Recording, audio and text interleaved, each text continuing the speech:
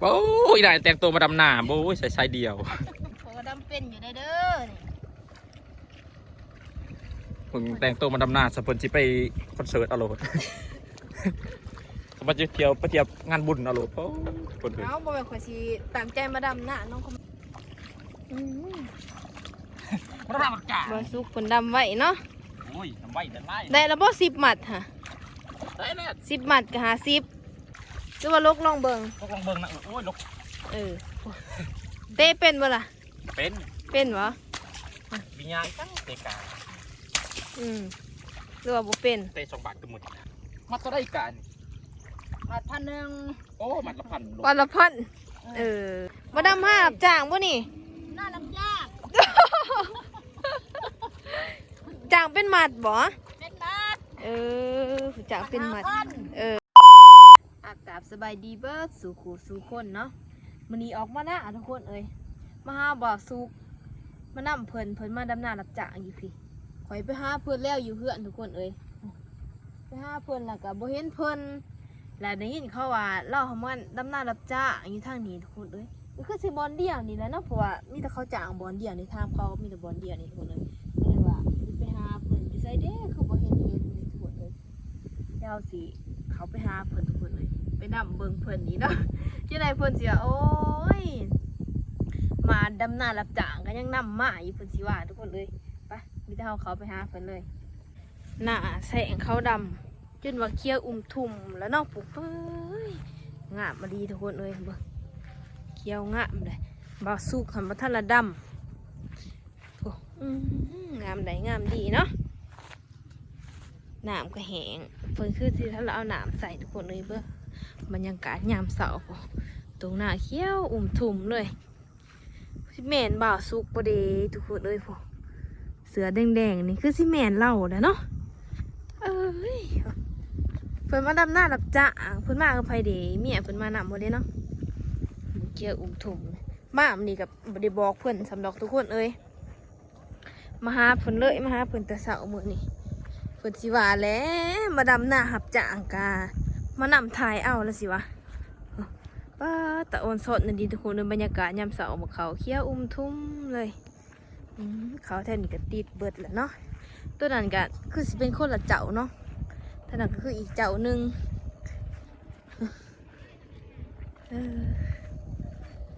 บ้าเปิดเป็นน้ำห้าบาสุกปุ๊คือจะเป็นบาสุกแล้วผู้ชายผู้เดียวในนี่แล้วน่าจับมาตัวสบายดีมาดำห้าจ้างบ่นี่น่าดำยากจ้างเป็นหมัดบ่เป็นหมัดจ้างเป็นหมัดมัน5,000เป็นเท่านี้เราดีใจหัวเราพอดอนดังๆเนี่ยฮะปุ๊ทุกคนบ่าวสุกเพิ่นดำหน้าทางน่ะเพิ่นดำหน้าหับจ้างหมัด5,000บ่าวสุกโอ้ยได้ดิมันก็ไปนำใส่ก็ไปนำตัวคนโบราณประเดี๋ยวเนาะบ่เขาขายเ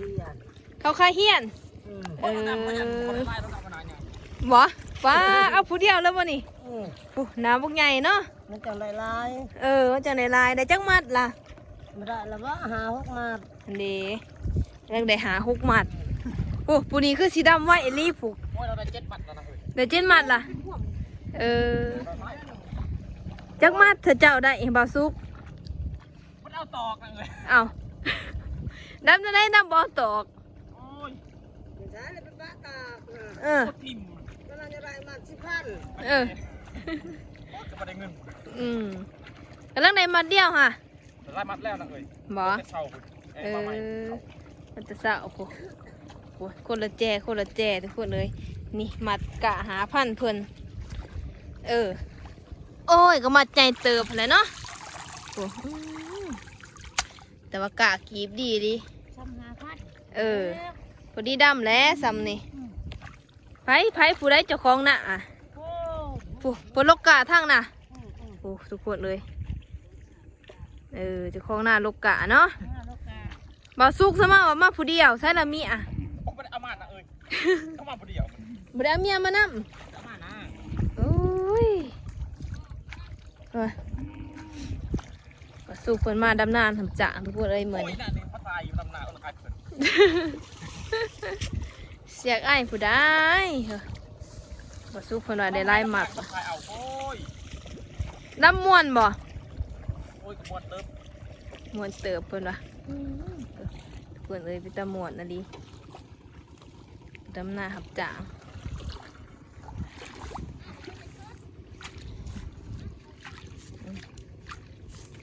ผู้ใดอยากได้หลายก็ดำไว้เอาเนาะ โอ้ยดำไว้ก็ยังดำไล่ ได้บ่หลายบ่ แต่ไล่ ใส่หลาย ไว้ ใส่หลายๆเอาเลยเนาะ โอ้ยแต่ไล่แล้วเบิดไว้นะ โถบ่สุกผลใส่หลายดีปิดปุ่มได้เดี๋ยว ดีมันสิ จ้างมันปรินบุญ ไปเรียนบุญ บุญบาทเท่า เอาว่าเงินก็หลายอยู่ซะมาว่าบ่ดำนาหับจ่าง เอาไว้ใส่ตัวนั้น เอาไว้ใส่ทุกคนเอ้ยสิลงไปดำหน้าซอยบ่อสุกก่อน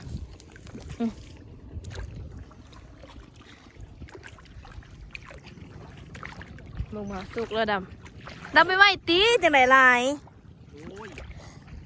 ผมดำแล้ว คนบ่ลายไปได้เนาะส่วนเขายังเหียนเนาะ โอ้ยผมเอาชาวทิพย์ไล่น่ะ วันเสาร์วันอาทิตย์ทันลาย ไม่ได้เนี่ยมันถ่ายบนดำหน้าโอ้ย ดำไม่ไหวตีเจ้าอย่างไรลายกันเลย โอ้ทำนี่แหละ เสือแค่เหนียวแค่ยาวกับบ่ใส่เนาะ มันหอดนะมันหอดบ่ใส่เสือฮะ มึงหมัด เอ้ยกดเลย คือสีม่วนเนาะดำหน้าเนาะ คงอย่างเราตอกตะปักกันลา คือสีลายเนาะ ถ้าโปรแกรมตอกก็ได้เงินนะเอ้ย บ่ต่อบ่เป็นแหลกเอาเออ เฮาสลัดเฮา เห็นจังได จิกเอาจะมาเปิดประตูแล้วจิกเอาเด้อเฮา บ่จิกตองอ่ะ โอ้ย จะมาเฮ็ดสัวแท้ น่าจะก็เปิดบริยูนำ บ่มันก็น้อยเพิ่นบ่ฮู้ว่าซะ บริวูบิดจิกก่อน เห็นนั่นน่ะเนาะเจ้าของเพิ่นฮู้ว่าสิหายจ้ะโอ้ มันบูฮูดอกพุดไปอยู่พุด บ่ กาเราบ่จัก บ่จักเอ้าบัดยามเพิ่นเอาเงินให้เพิ่นก็นับแต่ว่า กรับตอนแล้วจิกเอาตอกยักจิกเอา เฮ็ดสัวรีบาสุกนี่ อันนี้แหละ ที่หาเงินบาสุกเพิ่นสิหาเงินไปเล่นบุญทุกคนเอ้ยพวก มันรามันจ่า บาสุกเพิ่นดำไว้เนาะ โอ้ยทำไว้แต่ไล่ ได้แล้วบ่10หมัดค่ะ ได้แล้ว 10หมัดก็50 ได้แล้วนะเอ้ย ได้แล้วบ่สิเอาจังมัดมื้อนี้ อุ้ยจักแล้ว มาแต่เช้าๆพุ่นแล้วเนาะนี่เนาะ โอ้ย ทุกคนเอ้ยกระดำงามมันดีก็บ่ได้หลายได้แหละเพิ่นใส่กันเนาะพอดีงามพอดีบ่แม่นสิว่าดำหน้ามาหาพันธุ์ที่ยุ่มใส่เนาะฮะ น้ำมันท่วมนะครับปลูกใจ ว่าโอ้นะก็น้ำได้ไรปุ่มใส่โลด โอ้ย อั อันนี้แหละน้ำมันเป้งออกเป็นสลัด ถ้าผสมน้ำเต็มนี่โอ้ยปลูกใจดับ2 บาทสมุกมัน บ่ถึงใจเพิ่นวะให้คอยดำซอยบ่ ฮะเดี๋ยวดำได้ไหมน่ะ ดำแล้วมัดนี่ขึ้นเนาะ โอ้ยจะได้เงิน ฮะ ขึ้นดอก มาขอยสิดำซอย โอ้ยดำได้ไหมน่ะ สิดำซอยบ่สู้ เรื่ กั อน งนี้มันดำหนักมาถ่ายเอาโอ้ ให้เบิดนี่ทุกคนเลยขอยไปหาเจ้าอยู่เฮือนบ่เห็นเจ้า โอ้มาดำหนักจาง บ่สู้เพิ่นดำไว้อันนี้ ไม่จะหา ให้คอยดำซอยบ่ ดำได้ไหมน่ะ ดำเบิดนี่ละขึ้นเนาะ โอ้ยมันจะได้ไล่บ่ขึ้น จักแหล้ อันนี้ต่อจีกเอานี่ต่อขยายเดี๋ยวสิเอาเงินแล้วก็จีกเอา บ่เฮ็ดสัวรีบ่สุก บ่ได้ส้นนะ เฮ็ดเท่าเลยเนาะดำอยู่แก่ผู้เดียวเรา โดยเป็นดำนาใหญ่เพิ่น ลายนะ เป็นดูอย่างเนาะผู้น้ำบักใหญ่ไปกระไดลายเลยทุกคนเลยดำกับไข่เรามันบ่หอนเนาะ ไม่ได้ฮ้อนนะอากาศดี อากาศดีอากาศหนาวๆจังสิบาย โอ้เฮ้ยน่านี่ ดำหน้ากองกดนี่คนนะ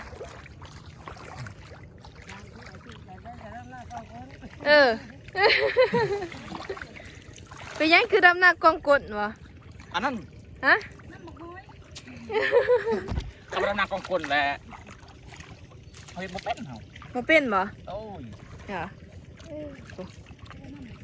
อืมโอ้หอนแดดที่น้องบาสุเอ้ย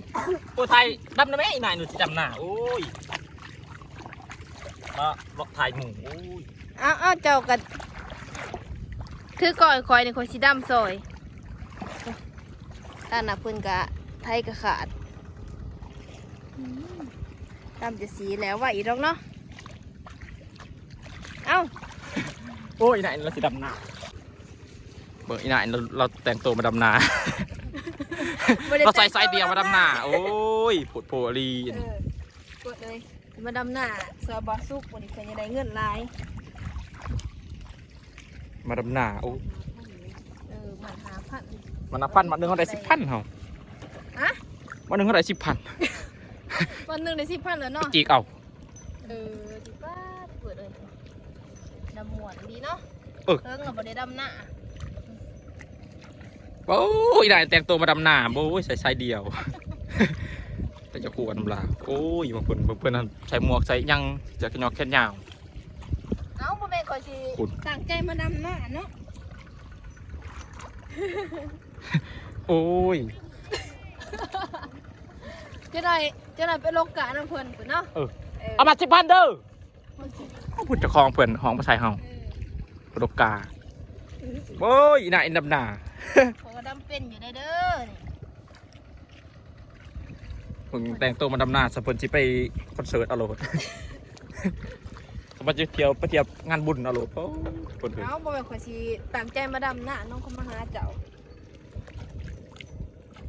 ตามืดมัดเดียวก็ขึ้นแล้วเฮาอีนายนี่มา วันหนึ่งได้10,000แล้วเนาะ จีกเอาหนังเลยไปเอาเงินน้ำเพิ่นน่าจะหน่อย มาแต่เช้าแล้วเฮาขึ้นแล้วก็ลงใหม่ ได้หลายเติมเนาะ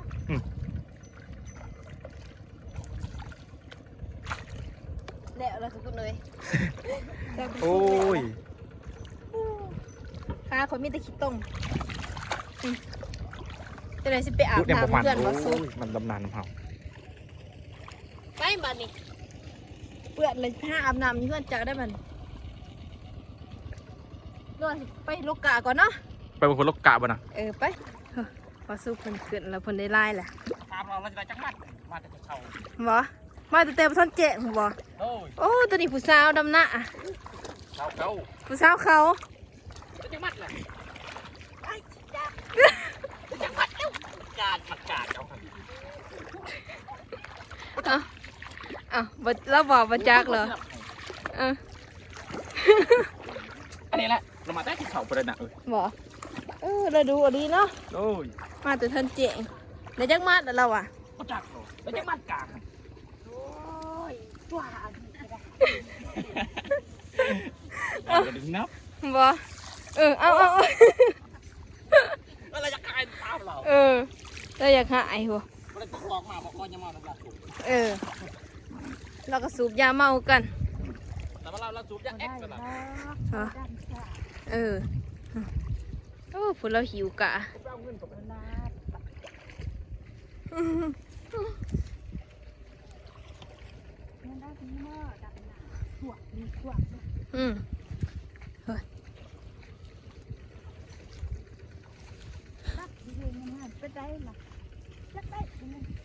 ้ยอยากได้เลย ขอในตี้มาสิ มันได้ตอกแกอันหนึ่งเอาตัวชี้ไงอีกเอามันไปไม่ได้ไงเราอายประกวดเราจะดำนาไม่ได้ลาย หากวนเราแล้วสิหายเจ้าติมาสู้พุทธิพาข่อยไปเบิ่งเขาโลกะสิแปลเงินบัดนี้เนาะเดี๋ยวมัดเดียวค่ะสิแปลเงินจักพันแล้วเขาสิหายเจ้าฮะ 5,000บ่ ที่ว่าเชนหาปันให้มาได้10,000 เออไผละเจ้าของ ไอ้เจ้าของหน้า วางเงินวางเงินนะ บ่เอาเงินได้ดำนาบุตรต้องมัดอันนี้เราจีเอา เพื่อนเอ้าเห็ดคือขักขนาดปุ๊บป้าทุกคนเลยจะมาว่าเห็ดขักขนาดบ่สุกนี่ เอาเงินดำนาแล้วเอาเป็นพวกกาเป็นงามไปนะเอ้ย ป้าพโลกะเรียนสลาย อ๋อเห็ดงามไปเลย จางก่อนแล้วเราจับคนมันพันแล้วอ่ะ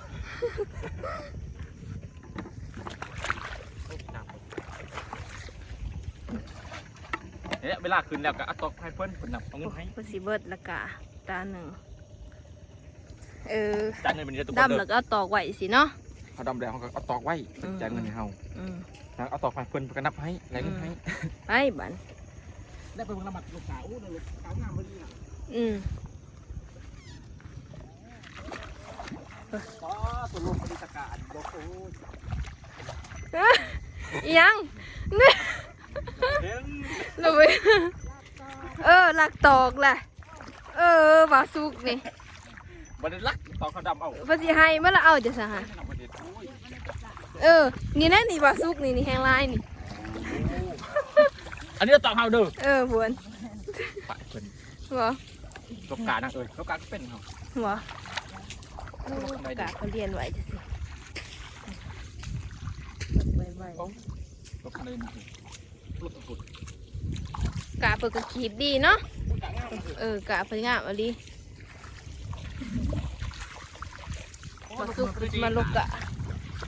ม่วนบ่ โอ้ยกอดออกโอ๊ะสิบ่ลูกกะบ่บ่นี่หรือว่าลูกลองเบิ่ง ลูกลองเบิ่งนะโอ้ยลูก เต้เป็นบ่ล่ะ เป็น บ่ วิญญาณตั้งเตกา